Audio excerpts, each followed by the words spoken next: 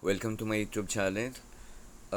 Ipapakita ko sa inyo ang pagbisita ni Pangulong Bongbong Marcos sa nabutas na Vocational Gate after nung Bagyo Karina o ito nung July 25.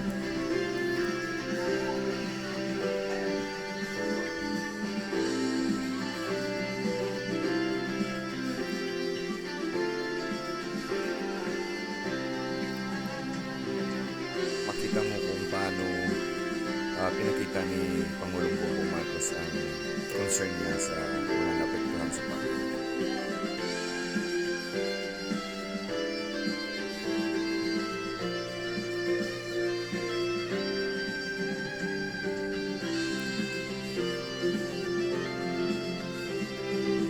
Tutusin para nakakatakot din na punta siya ng punta kung sa mga lugar, kasi siyempre yung security niya.